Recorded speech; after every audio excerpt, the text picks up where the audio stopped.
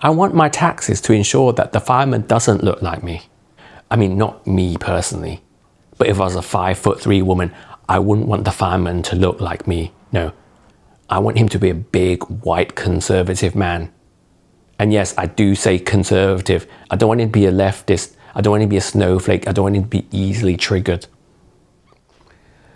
I see a lot of people on social media arguing right now about DEI in the context of the LA fires. And I saw the Pink News post a video about conservatives blaming gays for the fire. Nobody is blaming gays or lesbians or non-binary people for the fire. But people are talking about the emphasis and the resource placed on DEI, on diversity training and pronouns and all that kind of stuff in sectors where there are bigger priorities. The blame isn't being put on the DEI hires themselves, on the individuals who benefited from this system, but on the system itself.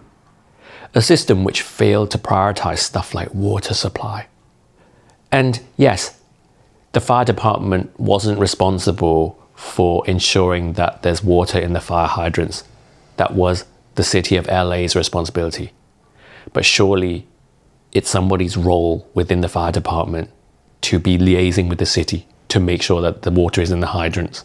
And if it isn't, to put their foot down and ensure that it is. Before you do any diversity training, you need to tick that box first. Did you see the fire department's diversity recruitment ad that went viral? It said something like, does your fire department represent you? Does the fireman look like you when he turns up? I don't want him to look like me when he turns up. I want my taxes to ensure that the fireman doesn't look like me. I mean, not me personally, but if I was a 5'3" woman, I wouldn't want the fireman to look like me. No, I want him to be a big, white, conservative man. And yes, I do say conservative. I don't want him to be a leftist. I don't want him to be a snowflake. I don't want him to be easily triggered. Yeah, I want to see a white, conservative man sliding down that pole every time. Not a non-binary where we wouldn't even know where the pole goes.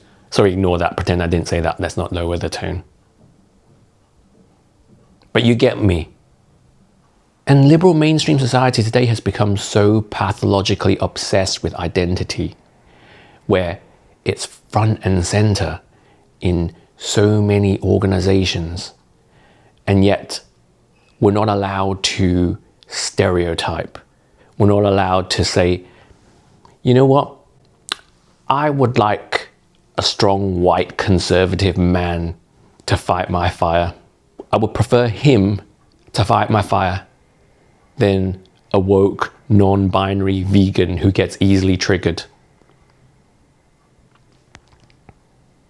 I'm not saying that there's anything wrong with that person, but I would like that person to be my barista because they make great coffee. You know, everyone has their strengths. I would also like a white conservative man to fly my plane. I don't want a trans flying my plane. I don't want them flying my plane on a cocktail of hormones. I don't mind watching them on RuPaul's Drag Race. Actually, there was a whole other scandal about that when it was deemed that trans women entering RuPaul's Drag Race had an unfair advantage over the men who were just dressed up as women. But that's another matter which I'm not going to go into here. I also don't want my pilot to be thinking about the co-pilot's dick while he's flying. Do you know what I mean? I would actually prefer it if he's a good, straight, white, conservative, Bible-fearing Christian.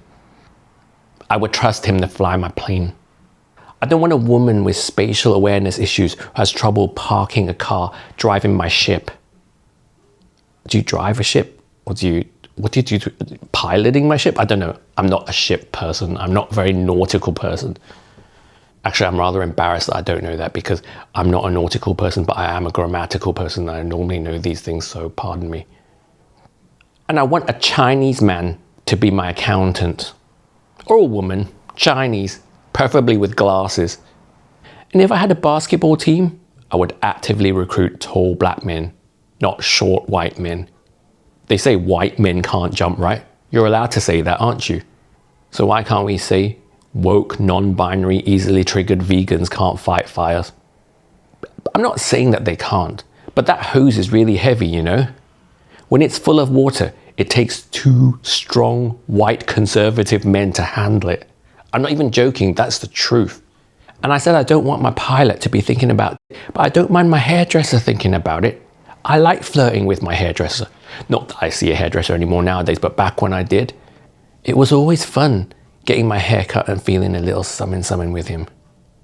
And if I was looking at a nursing home for elderly people, I would be very happy if I saw Filipino women and black women and gays looking after people there. I wouldn't want to see Mike Pence looking after them though. Do you know what I mean? Everybody has interests and skill sets and attributes that suit them to different roles in society.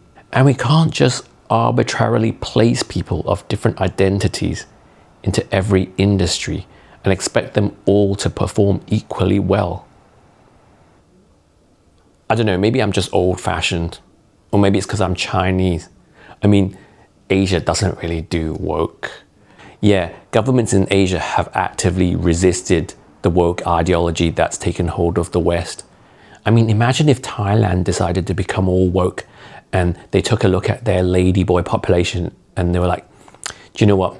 We need to mix it up a bit. This isn't looking very diverse.